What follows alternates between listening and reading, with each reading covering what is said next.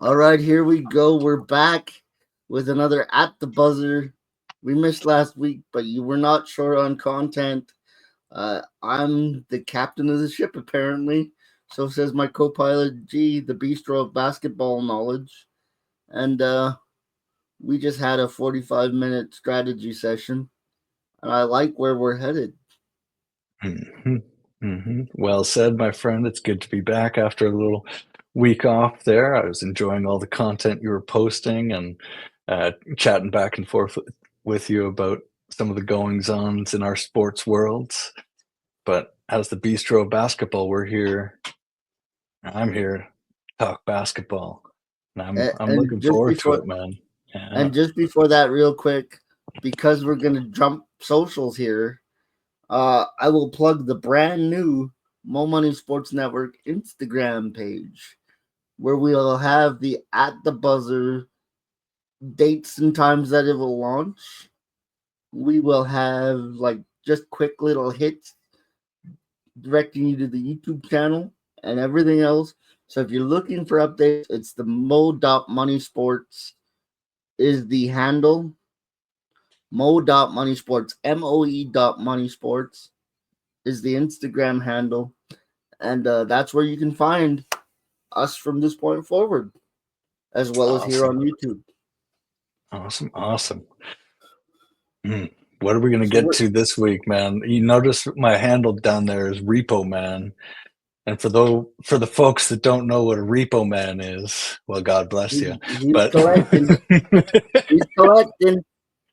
we're collecting, we're collecting debts that haven't been paid, and there's a few players in the league that might, or teams, let's say, in the league that are looking like they're going to be avoiding me if they can. But uh, you had some topics that were at the top of your mind. I'll let you guide this ship off the top here, man. I did, and one of them, well, it's going to be in the thumbnail, and it's already in the title. We talked about it briefly last week, but who needs a butler? Now you and I are at different ends of the spectrum here, as I think in the right circumstance, Jimmy Butler can be a useful piece for some team that needs him, and you are of the mindset that maybe Jimmy has I don't want to put words in your mouth, but past the peak, so to speak. Now, I'm going to make a reference here that only people our age group are probably going to get. Malcolm in the Middle. Remember that Oh, here show? we go. Oh, They're bringing it back, right? They're bringing it back for a little they're bringing special it one. back. Let me tell you, man, certain things are past their prime. Should probably stay where they were. By the way, Malcolm in the Middle was a great show. Great show. Jimmy Butler was a great player. Should he be brought back to prime time? I'm here to say no. We've moved on. You know what I'm saying? It's You know where nostalgia. I think It's nostalgia trying to take over. you know where I think he'd fit, honestly?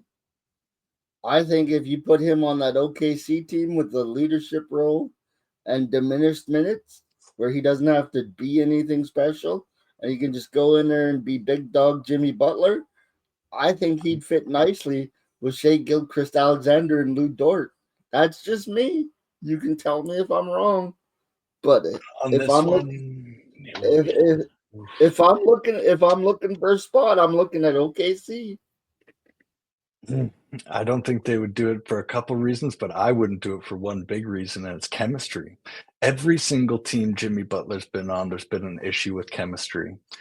Not always at the beginning, not always at the end, but always there has been an issue. And the one thing that OKC has built meticulously over their last, I don't know how long, is chemistry, brodom. They are each other's backs, they're each other's front. They are like a really, really fraternal type of organization that is like ride or die. And while Jimmy's got that ability to be that guy, he's proven his track record isn't really that guy. And to that's a big risk mass and $100 million. That's a risk that they don't need to take, for one, because they're already first in the West. And two, I just can't even see what they would give up that would be reasonable for them, right? You'd May have I to give make a away one. counterpoint? Yeah, what are you sending across? No, I'm not making a counterpoint about that. I want to talk about your brotherhood thing that you're so keen on in Oklahoma City. Just observing from the outside, I don't know if that's fact. It just seems like there is a bit of a. But I'm just gonna say, Josh Giddey in Chicago might have a different opinion than yourself, but I don't know about that. I mean, if I was him and they traded me for Caruso, I'd be like, that's fair. That's fair. I'm an offensive, well-rounded guy. That's not really what they needed, actually. They needed a lockdown, dirty defender, and it was pretty clear that he didn't fit. Jimmy's a pretty rugged defender, or at least he used to be. Giddey? I watched him tonight. He was all right. No, I like that Jimmy. he didn't. Oh, Jimmy. Jimmy was a pretty rugged defender. Yeah, and I think Schroeder honestly is a better pickup than Jimmy. You know, not even no price even on Q. Like that's not a hot take. That's a real take. I'm telling you, man, if you want a subtle improvement to your organization, Schroeder was a pick over Jimmy. And it again, you could have said $0 for $0. I'd still go Schroeder. He's going to play his role. He's going to stay in his lane. I would too, but for this reason.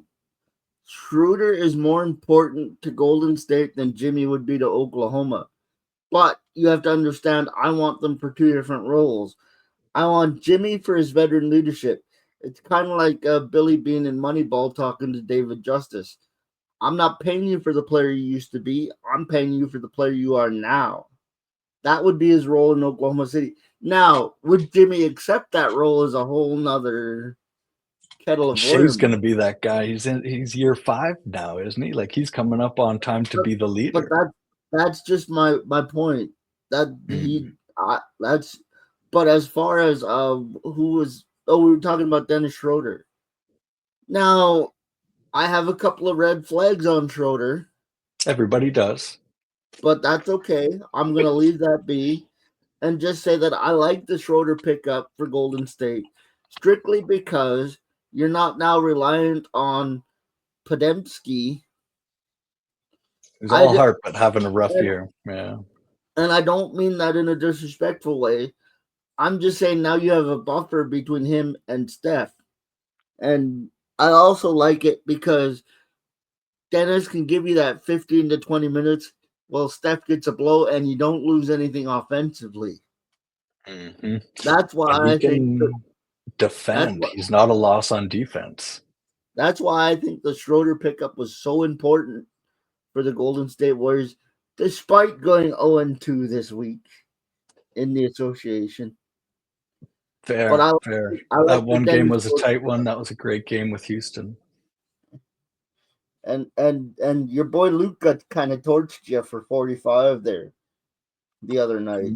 Yeah, I missed that one, but I was pretty curious to what happened. That was a 3-point barrage. And maybe this is a transition topic here. I wanted to say one more thing on Jimmy was the Schroeder difference, man, is Jimmy will get into it for the sake of covering Jimmy's back. You know, he's not going to back down from anybody. But what I watched Schroeder do on, it was Brooklyn versus Memphis. And Ja Morant was getting his talk on. And he stared down Jordi Fernandez, the Brooklyn Nets coach, right, with this mad dog, just like went right up to him and just mad. The thing carried on into near the end of the game there, and it got into it again. And man, nobody was sticking up for the coach really, and this and that. And Schroeder just came right in, started poking everybody in the chest, started screaming at the Memphis coach, and you could hear him because the announcers were right in front, right? And all you could hear is Taylor.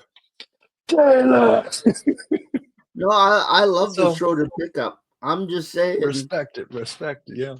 I respect it, but like I said, I do have a couple of red flags on Mr. Schroeder. But let's be fair to Dennis.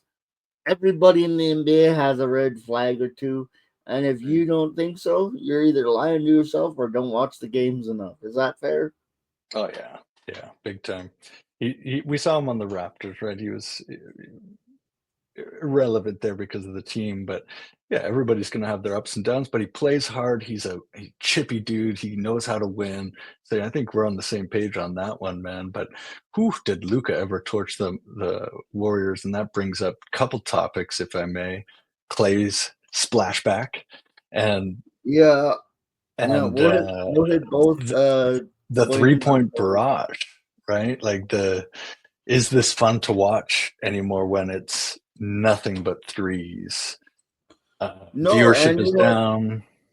when I hear things like the mid-range game is a deterrent now in today's NBA, I'm like, what, huh?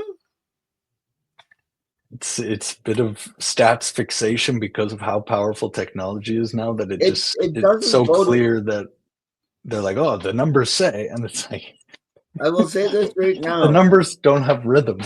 No, they don't have rhythm, and they don't understand really. You ever seen a robot dance? Not the robot dance, but a robot dance. Doesn't look good. Yeah.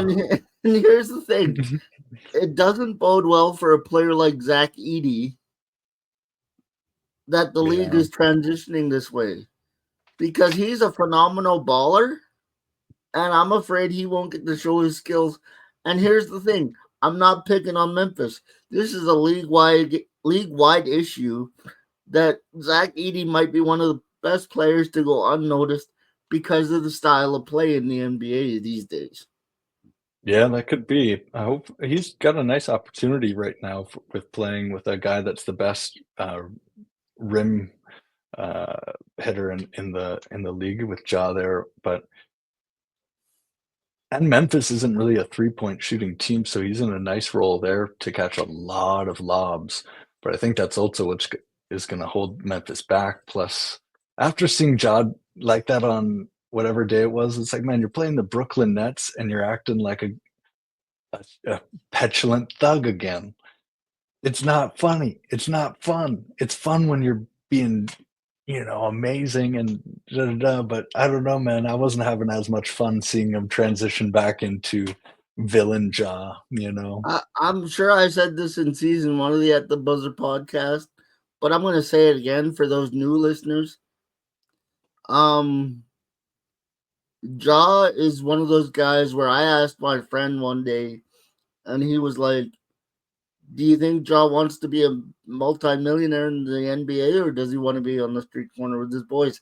And without hesitation, without even batting an eye, he was like, he wants to be on the street corner with his boys. That's what he wants to do.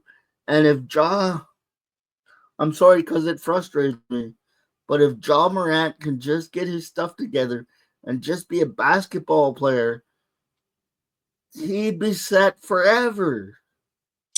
Yeah, but as we know, the Lord gives and He takes. The yin and the yang. It's always going to have as hot as you burn. There's going to be a thing that is equally going the other direction. And for him, his are so extreme, going the two different directions that you hope that they meet in the middle somewhere or get to be on the same team. When you see the light and the dark blend, and it's like somebody's come to peace with themselves and they know how to use their dark side when they need to. They know how to use their light. That's See, what I'd love to see to get Ja to that point. And I will admit, I'm still working on that because for myself, Everybody that's still in this realm is, yeah. But it's still within the realm of conversation. But with myself, I have that problem too. Whereas if I get to a point where I'm frustrated and I don't feel heard or listened to, then that dark side duality comes out. And I don't want to see that from Ja. He doesn't need to do that. Well, it's his like unconscious one, right, that really gets him. It's like if you can use it consciously, your dark side, then it's not going to get the best of you. But it's like depression, man. What is depression? It's the repressing of certain things. But for Ja, it seems more like getting into psychology. But yeah, it seems like his unconscious bit is that there's the thug in there, and he's trying not to even let him in the room. But let me tell you, the thug comes and takes and gets in the room when he wants, unless you can get on the same team, become one with Thug. He's still fighting him. You can see he's put him in the back room, but when he comes out, he's got full control, and he's staring down head coaches and probably threatening to shoot him and shit like that. It's like, bro, come on Now, back, I come on have a back. question. I have a question. I don't know how to transition into this, but I have a Steph question for you. I've watched Steph a 4, 5, 6 times this year already, and it seems like Steph's numbers are dropping. And I'm going to ask you, as the Golden State guy, for lack of a better term, is Steph's numbers dropping something that Warriors fans should be concerned about? Or is this a matter of Steph's been in the league for about 12 years or so, and this is just the natural progression of Steph's career? Or how should the Warriors take this? What numbers are we talking about, just so I know? No, like the other night, he had like 19 points, and Kuminga had a solid game. And I guess what I'm getting at is not numbers wise, but consistency wise. Steph seems to be an up and down roller coaster ride this season, as opposed to the consistent Steph Curry that we've seen in years past. Yeah, Sorry, I didn't. that's a good question. That's a good question. I I think didn't it's mean to make it a numbers thing. It's just the way it came out of my mouth. But no. I was just curious if there was specific ones because it would help me. I'm just making a point about consistency with Steph. That I'm so used to it being automatic that it just seems like. Sorry. And, Yeah. and it's early, and he could turn it around, but like, it used to be automatic. Yeah, I And mean, to me, Father that's Time's undefeated. We're witnessing with that in LeBron real time in a big way. But yeah, you're right. Like the numbers are generally down across the board as I take a quick look here. It seems like minutes a little bit down, points are quite a bit down. All the percentages and stuff seem on point, but I think it's a symptom of them playing with so many different lineups and Steve Kerr not knowing what he's really doing yet. Hey, you And said you wanted a 5-second clip. Here's a 5-second clip for you, bro. Steve Kerr, gotta go. yeah, that won't be in our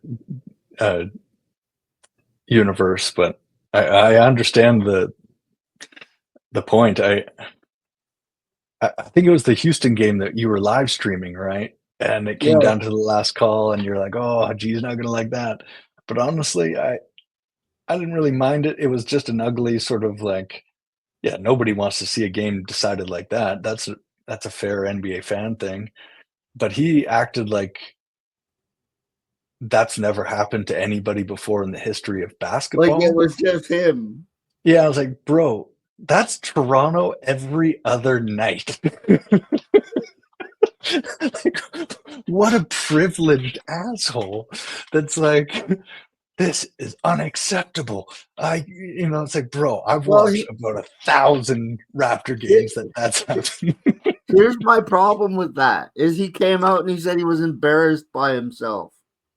Okay, And okay. and here's my thing: I know the rest of the world is gonna be like, he made an apology. It was the heat of the moment thing. My thing is, if you're gonna do that, stand on it. Mhm. Yeah, I just asked Freddie or, Darko. Remember Darko? I think he still might be my favorite of all time of coaches, just like the most, like, Adderalled out eyes you've ever seen. Then don't tell us to play the game. Then send us home. Remember, he said that. He's like, send us home if they're gonna call a Dude, game that way. I was dying, man. That was the funniest shit ever. Just like that dude had hawk eyes and he meant every word of it. Like, just send But us I'm home. just saying, stand on it. Yeah, You're not doing yeah. yourself any favors by going, "Oh, I'm embarrassed by the way I behave." That's true. If you're gonna be a Showtime sort of actor, which it seemed like he kind of was there and has been a lot in the last couple of years, why suddenly revert back to real life Steve? You know, if you're going to do larger than life Steve in press conferences, yeah, pick a That's the thing. mode. Yeah. Steve always stands on a soapbox, doesn't he? That's his larger than life version, and that's fine if that's the role, but if it gets confusing when they blend of Go like, back okay, to being which humble, one's Steve. I like humble Steve. Go back to being humble, Steve. yeah. Hey, we all got dualities, right? The jaw, the dark and the light thing. Steve's got it too. What can we say? We're all guilty as F Hey, of I'm being. guilty of it. I'm guilty of it too. I'm not excusing myself from the situation, You but know, it is what it it's is. yeah. So, G, with new information comes a chance to reflect. Now, I did say that at the very beginning of the year that the Warriors would be a play-in team. Remember this? Oh yeah. Oh yeah. And Oh, with the Schroeder move, new information, right? So you get fair. a chance And to it's not over reflect. yet. But I'm gonna say this. People would think that because Schroeder got added to the Warriors, that I'd change my pick. Nope. Still gonna be a play-in team. Hmm. I like the move. Uh, I like the move. It makes them better. But they but got one more. They got one more move though. here's my reasoning for it though. And in any other years, I would have put them over the top. But my reasoning for saying that they are still a play-in team is the West is so friggin' tight that one loss could swing you either way. And I just think the West is too deep for both the Warriors and the Lakers. I'm sticking by my prediction. But you're right, they might have another move in them, and we might have to revisit this at the trade deadline. It brings us back to our main topic of the night, to be honest, and it's who needs a butler? And you know who needs a butler is two teams. I'm looking at one right now, the Nuggets and the Warriors. The Nuggets Looks needed Jimmy Butler. they do. I mean, Jamal Murray's got 28 tonight. That's nice to see. He's had a pretty quiet You know who else has season. bounced back because he probably watched our podcast and said, that's garbage? Tyrese Halliburton has had himself a heck of a week. And for that bounce back, Tyrese Halliburton, for this week at least, is my dude of the week. Oh no. That's a terrible dude of the week. Not this week. He's putting up the numbers. He's making a comeback. He's What did he he's do doing this what he week? needs to do. Oh, he's had two good games. Not even one. That's a One good week. game. He's had two. It was against the Sixers and the Pelicans. I believe in him. Why? Hey, a wise man once told me you can only play who they put in front of you, and that's Yeah, who but they it put doesn't in mean front of you. celebrate the fact that you stomped on a Keebler elf. You know, you're 7 feet tall. Of course, you're supposed to step on a Keebler elf. You know, I said this the other day, man. I was like, Tyrese Halliburton to me is going to be the next, and I can't think of who I said is going to be the next, but it really just felt like he's hit his ceiling and doesn't know how to like kind of turn the corner now that he's been given the keys to the kingdom. He got the keys too early, type of thing, like the Jordan Poole thing, but like different form. It's too much money too quick, and being told that you're in charge of this franchise without having had a mentor, without having had some serious time in the trenches, without any of those things that you don't have control over. But it doesn't seem like he accepted the role with humbleness, and it's gotten the best of him. And it's just showing number wise, win wise, energy wise, team wise. To me, it reflects that energy of like, I got my His bag. numbers have come up. His numbers have come And up. So, come up from what? dude, the guy's been struggling. He had a good to him. No, I think you can do a better dude in the week than that. But I'll leave it be. I just think he's Yeah, one of those guys that didn't accept the challenge. He said, "I'm good enough." Scotty Barnes. Scotty Yes, Barnes. yes. It's somebody that said, "Thank you. Perfect. I am good enough, and I'll, you know, continue to be my good enough self." That's fine. That's fine. But boy, that's an expensive proposition for somebody That's that's an being expensive. asked to. That's an expensive acquisition for somebody who's just above average. Hell yeah, man. Think about this too with RJ and some of that. Like he was barely the third option on the Knicks, and he's number one on our team. Like Knicks aren't even weren't That's even a that's title contender. that's not my problem. My problem with the way the Raptors do things is they give money and then say we'll figure it out. You're supposed to figure it Yes. out and then give the money. Yes. I think we look at teams that are now have tons of under budget and are able to look at future things. Houston's looking great, a team that pivoted a while back and stock draft picks. I think back to the history of the Raptors, and this is a bit of an aside, but man, what a train wreck of not believing in your guys, right? Just doubling down on something that you didn't even believe in, selling them low, or not even selling, just losing them. Arden Powell and Zubats, 89 points tonight. Entire Jazz team, 80 points. Say that again? Okay, Harden, Powell, and Zubac, 3 Clippers, 89 points. The entire Utah Jazz team, 80 points. Damn. Damn.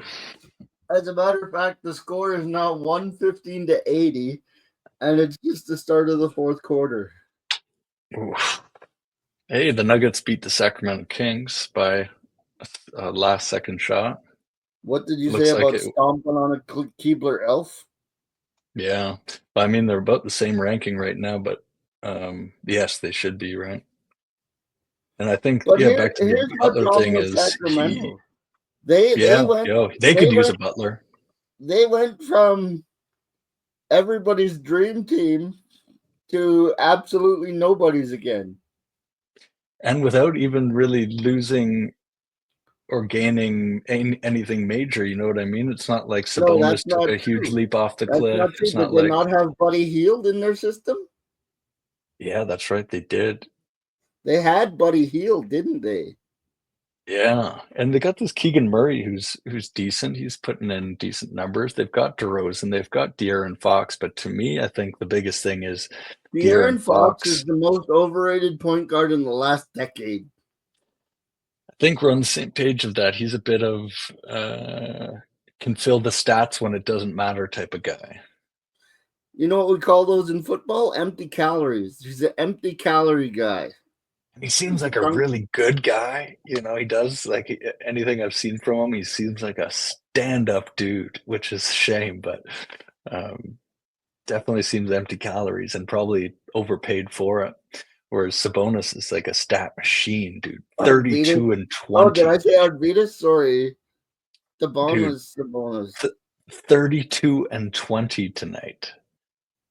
Oh, dude. He's being wasted in Sacramento as Sabonis. Oh, sorry, that was against New Orleans on Thursday, the 32 and 20. But yeah, he is kind of being. No, he's being wasted. And I said Arvidas Sabonis. That's my bad. That's his father. Yeah, Who was a good player in his own right. He was a good player in his own right, but he was in Portland, so he didn't get as much love as he should have either. Arvidas Sabonis. Yeah. That's just my 2 cents on that one. Yeah, I think trade market might be interesting. It's just that a lot of teams are like the Raptors, and they've overspent on guys that didn't commit to carrying the bag. They said they wanted it, but they weren't willing to do the actual heavy lifting of how do you get better when you're already amazing. That's the hard work, right? And not many people can do it. So that's the thing, right? Like, you can't be, if you're not all in, like, that's the problem with the NBA. They give projected money now as opposed to earned money. Mm-hmm. And it's sort of like stocks and bonds and stuff. It's like we're betting on you being worth this, in the future because of all the different market fluctuations and this and that. And these are kids, man. They're like 22 years old, and it's like you give Tyrese Halliburton $100 million. If I was 22 and you gave me $100 million, no matter how focused, no matter how diligent I was at what I did, I guarantee you that foot might be just Dude, I guarantee you. off the gas pedal a little bit. You I got $100 million guarantee you. at 22. If there was $100 million in my bank account, it'd be At hard to get 22. up. It would be hard to get up to do a YouTube video. I'll tell you that much. Man, it'd be hard to challenge yourself to become better at what you already do when you just got Like 9 the digits of money. the grind is fun, but what happens when you make it is the real determinant factor. And it's never been so like when you make it now in the league, it's like it's so absurdly make it. Like it puts you into the 0.0001% of society. Like it's not, oh, one or two guys get this. It's like, oh no. There's a league of them now that are making this gigantic $50 million a year. $50 million a year. See, Somebody under the age of 25 should be illegal. you used to have that. You used to have a person. You used to have a personality. Now you just have to be able to handle the ball. Man, even at that, maybe not, right? Like there's so many different roles that the NBA calls upon, but what I'm saying is look at the way the league used to be. If you were Magic, Michael, or Larry, you had endorsement deals because they were earned. Now you got players that are millionaires before they even touch the court. Yeah, man. Look at LaMelo Ball. He's having a time of his life in the loss to the Sixers tonight. It's like dude's making, millions upon millions and makes people happy. That's awesome. But the deal, I think, if I was Charlotte and other people that are in the profession, would be like, it's not just entertainment. We're also trying to do a sport thing here. By the way, if you're enjoying this content, don't forget to like and subscribe to the channel. Me and G do this quite often. And what do you think? What do you think the percentages of guys that are like fully committed to like just grinding their absolute face off to get better? Honestly, yeah. You want the honest answer? Yeah. Ballpark, just complete intuition percentage. My intuition says 2%. Yeah, that's probably fair, man. That's probably fair. My intuition, and I will tell you who that's your Jimmy Butler. That's your Steph Curry. That's your, Westbrook, probably. That's your Westbrook. And you notice I'm not naming the elite guys, except the only exception to the elite. I got two names in the elites that I will grant this status to. One is Kevin Durant. For as much as I bag on him, I got to give the man his flowers. I've complained about it in the past, but he just wants to hoop. That's what he's here for. Kevin Durant works on his game. And he gets better, yeah. The other one is Joker. Joker gives everything he's got to this sport, to the people. And you know what? People will say, no, that's not true because Joker goes home right after his season's done. Hey, look, his year is finished. Whether it's the first round or the final round, he's earned the right to go home because he's given me everything he's got. Dude, what do people want? It's like Mick Jagger performs the fucking show of a lifetime for you, and you're like, yeah, he went home after. It's like, yeah, that's where he lives.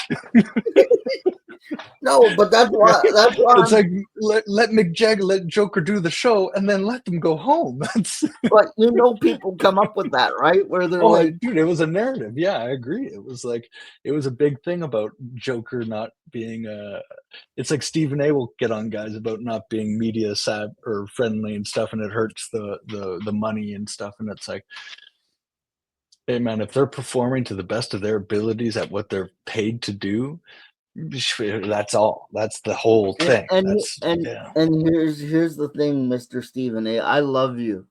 You're entertaining. You're fun. I love your rants. now that all that's out of the way, I will say this: nobody cares. Nobody cares about the reporters' feelings. Nobody cares that it's hurting the NBA's money. You know why? Because you're talking about the Kevin Durant's. You're talking about the James Hardens. You're talking about guys that are already made, and they don't care if they piss off reporters. They don't care if they hurt the NBA's bottom line because they got theirs and they know they're set for life, and nobody can touch them. And Well said. and believe me, Stephen A., I've had this fight with myself. I've even had this fight with G. But I've learned to come to accept that as much I could bag on Kevin Durant until the cows come home and we're whistling Dixie. But the fact of the matter is, Kevin Durant, James Harden, and Kyrie Irving do not care if they hurt the bottom line because they got theirs and now nobody can touch them. Mm-hmm. Facts, man. Hey, here's an ultimate example: is Luka of on the fringe. He's on the fringe of guy that if he leaned into the Joker, Kyrie, the Harden sort of mentality of getting better and professionalism. Maybe not Harden. Maybe not hard. I want to know that he. See, I just want to point out. that. I just want to point out that he retracted that one pretty fast. But Yeah, because I think Luka already is Harden, right? He's a perfect like savant Harden, but how does he get better is the question. And the two things that would make him better, he refuses to do. So it begs the question: can he get better? I think It he doesn't. can. Getting better doesn't mean hitting a further back half court shot. It doesn't mean taking 10 more shots. It means can you get in shape and play defense? Two things, I right? I think he can, and I think, and I'm shocked that I'm gonna say this because G, you've known me for about a year and a half, 2 years now, and I've done nothing but criticize Kyrie Irving over this. But I'm gonna give him a compliment. I think Kyrie's figured it out. I think he's matured. I think he's trying. I'm not saying he's there yet, but I think he's trying to be the leader in Dallas that he wanted to be in Cleveland. I think he's got new perspective.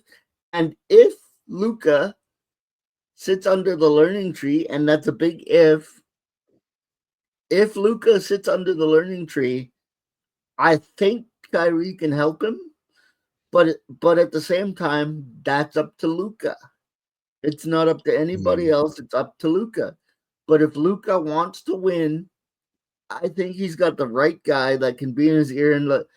Because you know what Kyrie's advantage is he can go to Luka and say, "Look, man, I've been where you're at. I've been the point stuffer. I've been the stat sheet guy. It doesn't get you where you want to go." And if Luka wants to sit under that learning tree, taking in wisdom from Kyrie Irving, and this is the biggest compliment I've given him ever in the time that you've known me, I think Luka can change. But Luka, and here's my advice just from a fan's perspective: stop coming in 15 pounds overweight and saying I can play myself into shape. Come into camp in shape and ready to go. Do you know how much better you would be just by doing that? Dude plays great playing downhill once the obstacles have gotten removed, and that's not what you want to hear for your star. You want to hear that he could go through a wall, right? You want to hear that he could do anything, and he's not that guy to me yet. Kyrie is for sure, but Luka doesn't have that extra gear that when he's faced with adversity, he crumbles, like true adversity. But I think he's got the guy with him now that if he wants to, and that's a big if, he can become a game changer too. Hey man, we'll go with that optimistic note because I'd like to see that, be good. I would like to see. Do I have faith that it can happen? No, it's about 15%. 2% over here for me. But it's possible. Hey, you're saying there's a chance, and I'll go with that. But like you've heard how rough I've been on Kyrie Irving on this podcast. So for me to give him that compliment, what does that say about him? that change is possible, especially when you have principles, right? And he's always had some level of principles, especially when the way he approaches the game, how he really wants to be in the world. That dude has a clear line that you can follow his whole career, whether he was acting right according to it, but he's always wanted to like uplift. No, He's always and wanted to help the world, and that's and a I will say, principle, right? I, And he's I will upholding say them. this.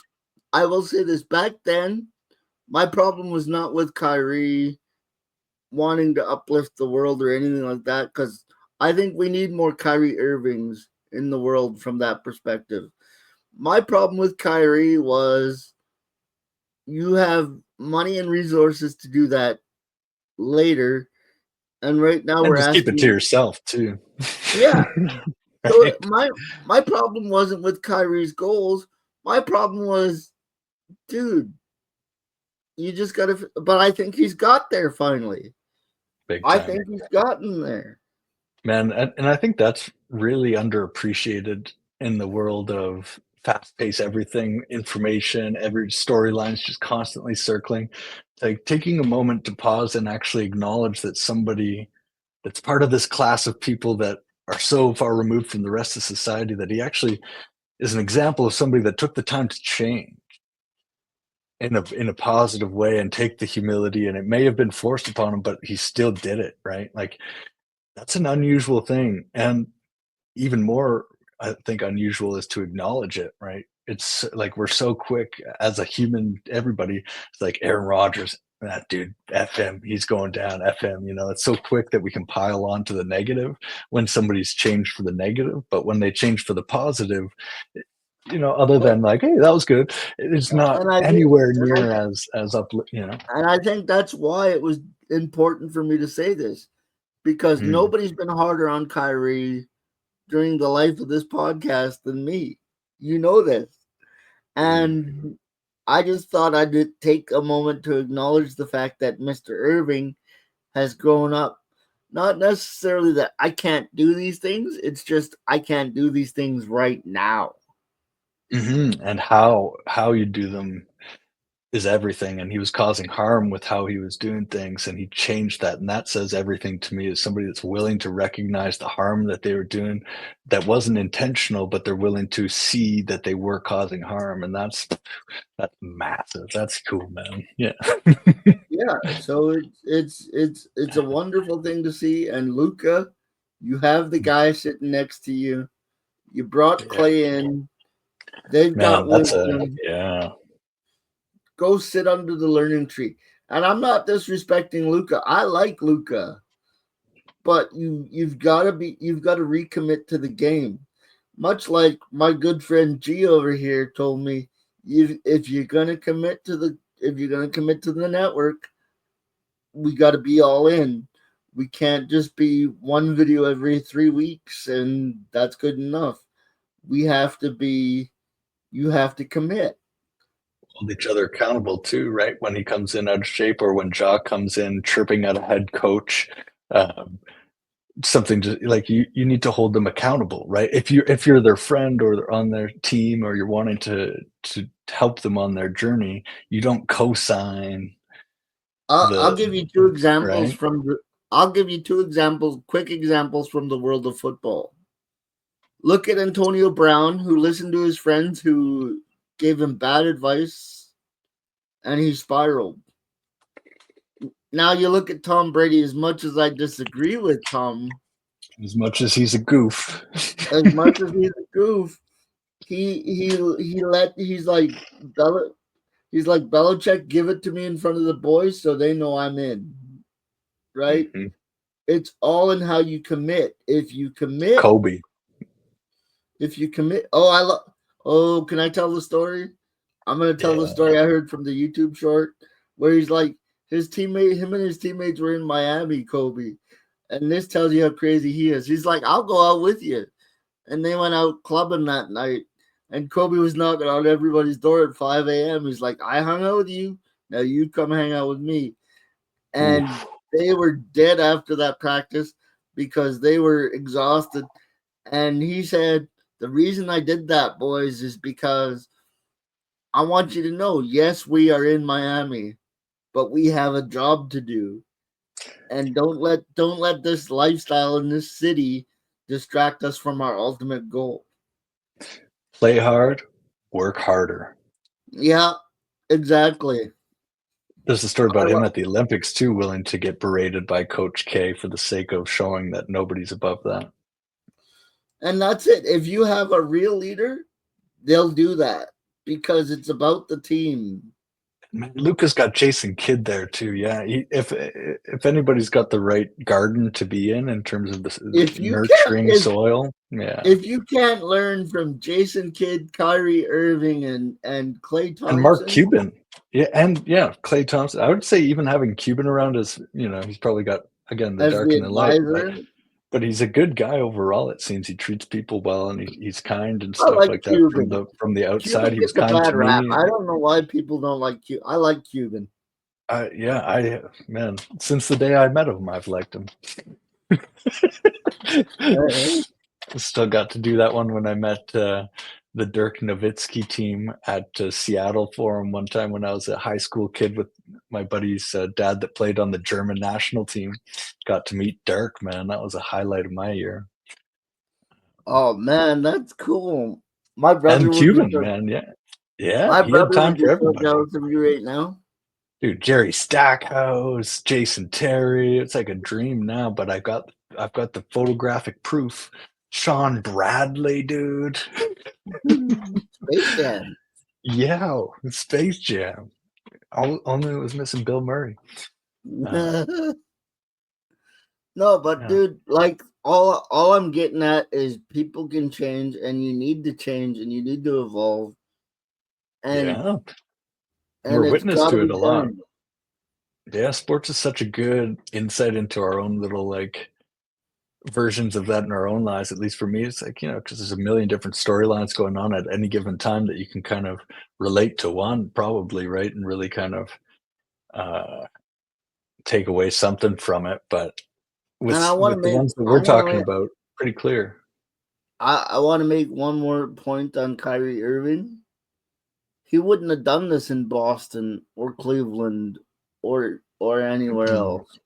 Only in the land of tax-free savings. He's not the Kyrie we remember. Now, could he Yeah. slip up and cause trouble again? Absolutely.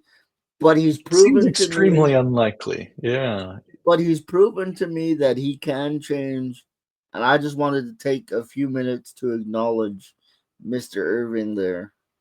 Yeah, he went through an ego change, and that's the biggest thing. It's like he let his ego come from a place of Because humbleness, right? that's the catchphrase, man. Right? May your He ego did it. come He from was he was doing the reverse before. He was letting his ego come from a prideful place of like, I need to educate the world about the travesties of this without actually doing the research, right? He was like letting his ego come from a different place. But when he came from the catchphrase, I think we witnessed a human's like full transformation in the public sphere, which is kind of amazing, you know.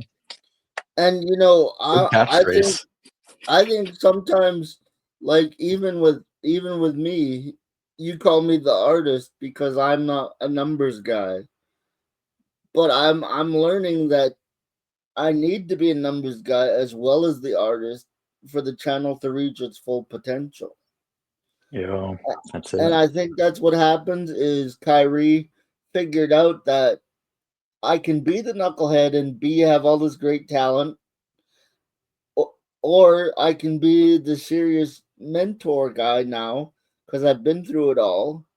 And look, they went to the finals last year. And then they go out and get Clay Thompson. They may do it again. Man, you're probably looking at a guy that's had the least faith in them, but the more we chat them up, I'm starting to become a believer. You're We're getting me turning to them. I'm talking myself into a Mavs jersey here. Oh man, here we go. But yeah, that's something, man. Like I It don't know is. It what else is is. happening around the league right now. Well, I think Houston's making a real good show of things. Shea's dominating, and the biggest one is what is the seashell? If you had a seashell, and when you put your ear up to it, and it's sort of whispering the secrets of the universe. What's your seashell saying about the NBA Cup Uh, final? I Who mean, do you see taking that between oh, Milwaukee this is and Shea? perfect. Because this is the heart of the universe for basketball land tomorrow, right? We're We got Shea one game, versus and it's for the cup. oof, oof. You know, I'm excited. I think true NBA fans are excited, but who knows? And we'll drop a little secret here. Tomorrow night on the network, on this very network, there will be a live stream, and it will be that NBA Cup game. Tune Will in it tomorrow be night. live from Vegas? We're not saying. We're not No, saying. I don't know We're not anything about saying. that. We're not saying. It'll be hard to get the piano to Vegas, but Hey, it doesn't mean they don't have one in the rooms that we got there at the Bellagio. I think that's where the reservations are. oh, we're high class. I remember we were staying at the Bellagio. That's right. That's what ESPN was telling me on our previous call. But live stream Vegas, Giannis, Shea. I see OKC wanting to make a point and clean it up and show that they are the best team in the league. But there's a dude that is on a mission more, and he might be my dude of the week. Actually, is Giannis. You know what makes I me don't the know most anything about numbers. He's just got that attitude again. you know what makes me the most curious? And I'm not being facetious or anything. This is a legitimate question that I have. Which Bucks team are we going to get? Are we going to get the Bucks team that looks like they're quote unquote on a mission? Or are we going to get that lackadaisical, we don't want to play tonight Bucks team? Because you're never really sure, are you?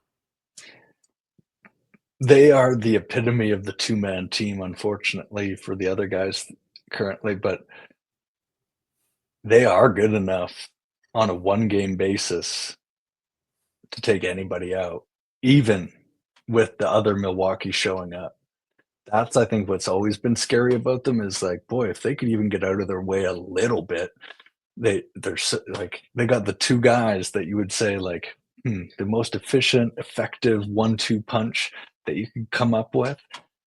End of game scenarios and winning like prize fighter type scenarios. Probably those two guys when you put them together, especially. And I think that's going to be too much if they keep it close. This is the thing. If the Bucks keep it close, I'll tell you what, man, they'll take it. They'll take it because Giannis will do something extraordinary to make sure that Dame has a shot to win it. Dame will Well, win it if he gets that shot. So OKC's got to blow him out, or they'll be in trouble. That's my take. here's my take. I'm taking the Thunder for one reason. Because it's a big game, it's prime time, you've got center stage, and there's one guy that always fails prime time center stage, one game winner take all. And that, my friends, is a Doc Rivers special. So I was like, who? I am telling you, tomorrow night the Thunder will win against Milwaukee because Doc Rivers is coaching a big game and he cannot win big games. Thank God it's not up to him. I'm going to say, in spite of him, Milwaukee will find a way to win In because, spite of Doc Rivers, you're in gonna spite of stay not with. having a team, in spite of Gary Trent being worse than he's ever been than he was on the Raptors, Did you not hear just every in word I spite just of said? in spite of Middleton probably not playing, in spite of Doc Rivers existing, I think they will find a way to win because there's a look in both of those dudes' eyes that we're talking about tonight. There's like a First of fire all, that's like Shea has it, Jalen's got it, but they're younger. I want to ask: did I say anything that was incorrect about Doc Rivers? No. There we. I rest my case.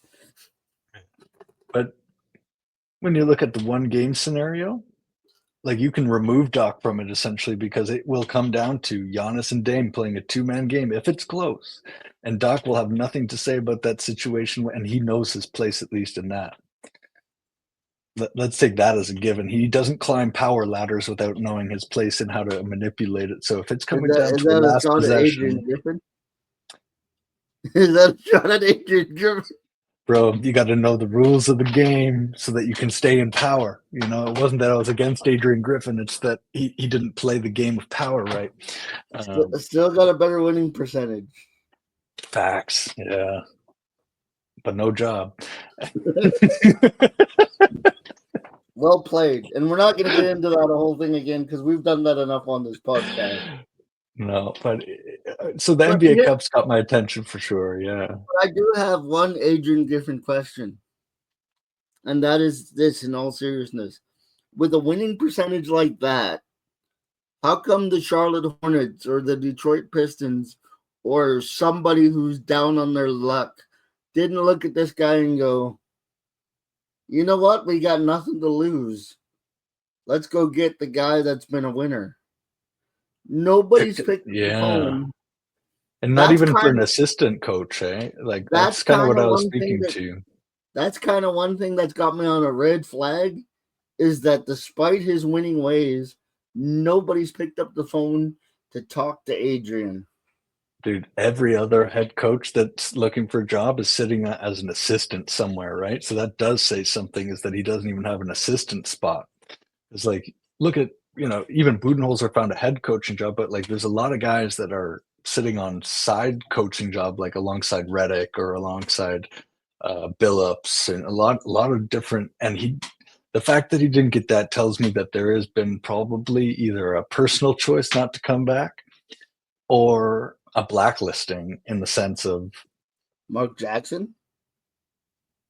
For this is why you always keep for your name lack of clean, a better term, right? Mark Jackson.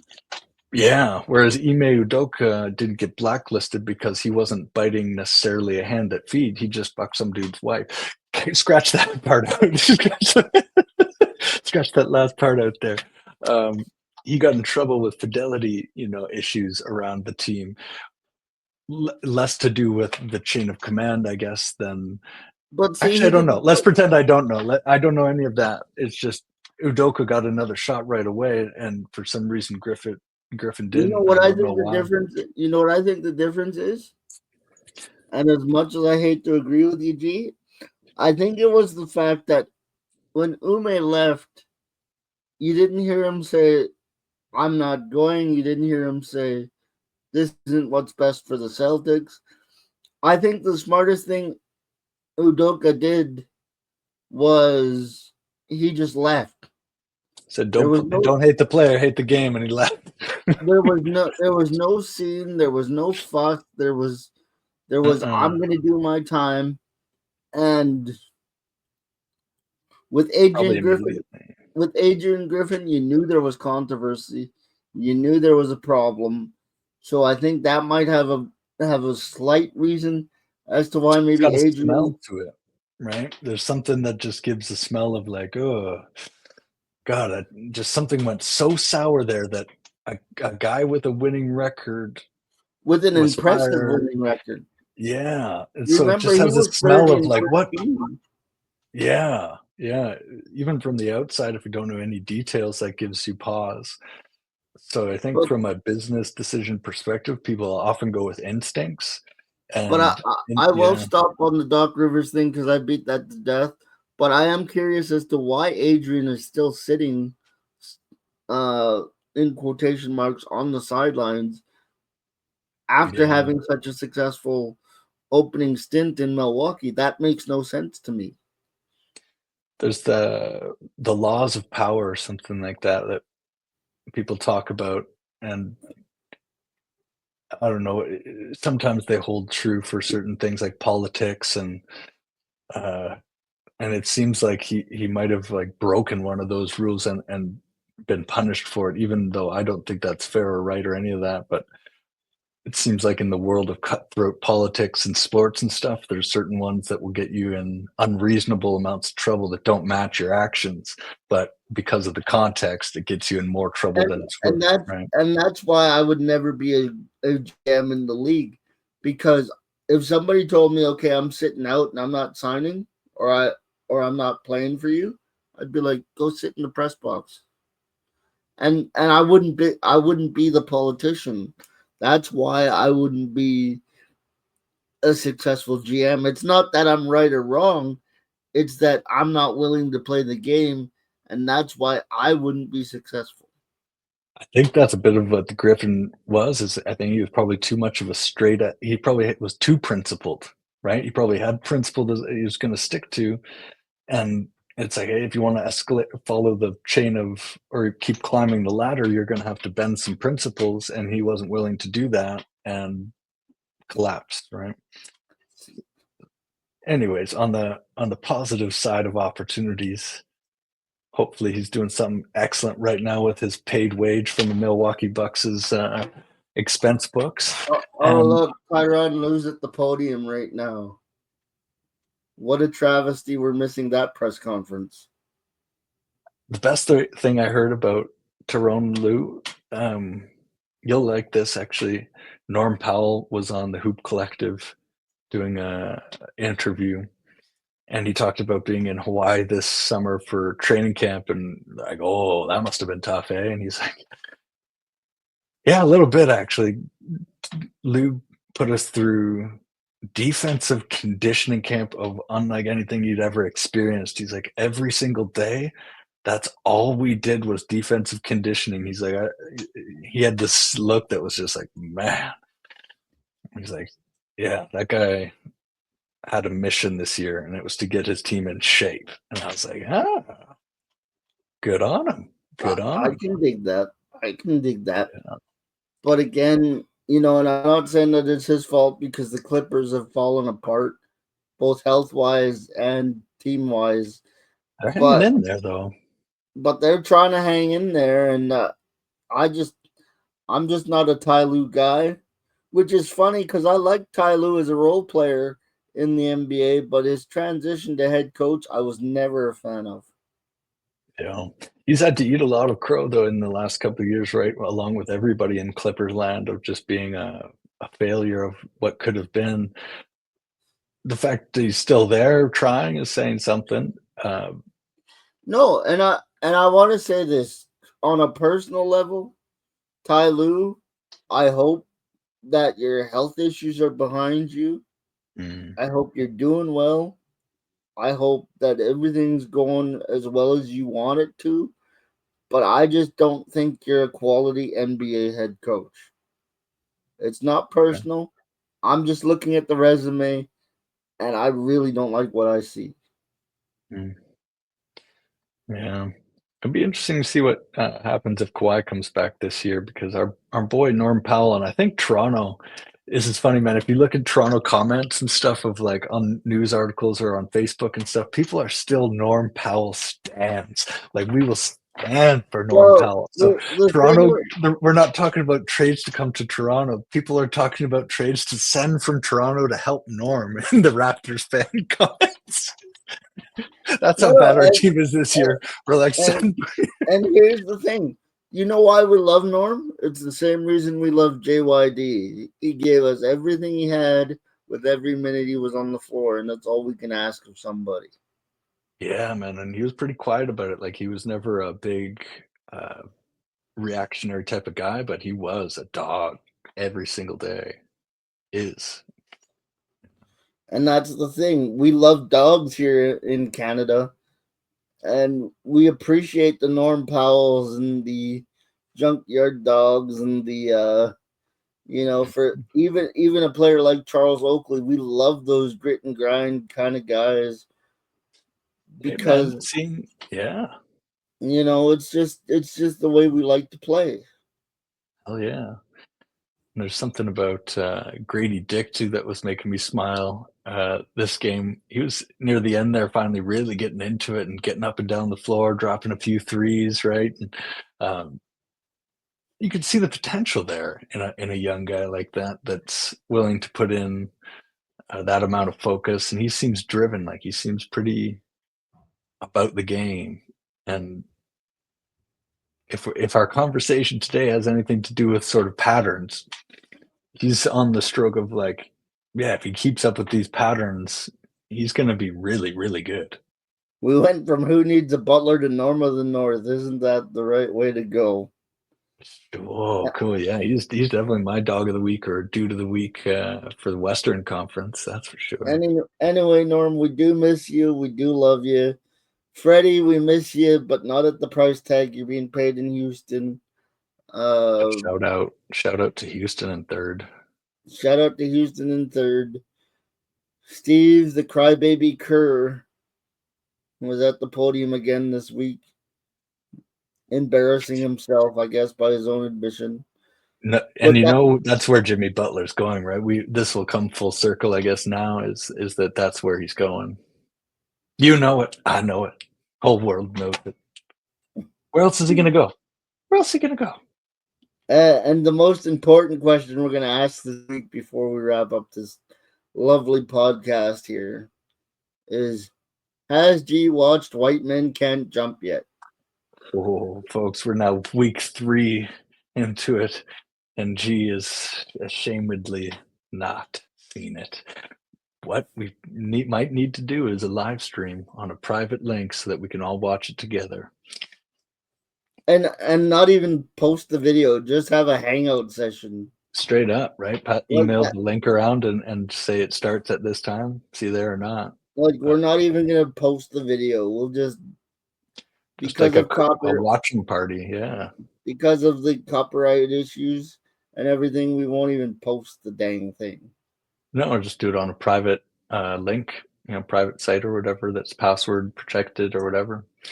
Because that'd be fun, man. Maybe that's something we could look at as starting at the Buzzer Club, and who knows what things that might include. It might include some movie streams, some extra content that's behind a password wall that requires $1 donation. Patreon? Are we looking at Patreon? Yeah, stuff like that down the line if we're getting into some really engaging, interesting, unique content. Or no. Final thoughts for the people today, G. All right, we're getting a call on the red phone. We don't normally get this here, but no, yeah, okay. It's Pat Riley. He's looking to make one last offer here, and it's Pat Riley. Yeah, I told him not to phone at night, but he wants one more pitch, and it's Butler for Kuminga, Moody, draft pick, and we'll talk about Wiggins. That's the most absurd thing I've heard all night, G. You gotta get rid of that red phone. Oh God, yeah. I mean, where's he gonna go? Nobody wants Jimmy. Nobody needs a Butler. Nobody needs a Butler. Next thing. That's the conclusion, man. Hey, let me tell Pat real quick. Nobody needs a Butler. Okay. Next thing you know, Adam Silver's gonna call you and he's gonna say, "Hey, we gotta have a Champions League of basketball, like they do in soccer." Oh, hey, let's stir it up. Let's get it going. That'll be topic for next week, maybe. Maybe looking at the global reach of things. The NBA is trying to tap into new markets, maybe leaving some behind. Who knows? Anyway, I'm Mo Money, the leader of this ship we call the Mo Money Sports Network. Again, it's mo.sports or mo.moneysports on Instagram. It's got the Mo Money Sports Network logo on it. And you'll be hearing from me. Who do you got on the spread for tomorrow? You're saying OKC buy? Give us a Mo Money bet to go home with. Thunder by 6. Lock it in, folks. Lock it in. Let me see what the actual spread. Hey, look at that! No Thunder way. by 5.5. I didn't even look at the thing. So you know what that means? He's off to a good start. So folks, if you're looking to make some money, by the way, just before this ends, this is for entertainment purposes only. Any gambling advice you take, you are responsible for. Facts. Except from me, for I am your guru, your finance guru. I'm going to put a little disclaimer underneath you saying the same thing. Yeah. Hey man, if we got some lawsuits, at least that's attention. If we stir it up, turn that into more attention, and then you got a whole new Not thing. if they stop the channel. Bro, they can never stop the channel because they can never stop the people. This thing is Anyway, indomitable. until next time, I'm Mo Money. He's the Bistro of Basketball Knowledge G. And until next time, may your ego come from a place that keeps you humble. Kyrie, we salute you. And like, subscribe, and share the podcast, if you will. And we'll see you real soon. And until next time, Mamba out.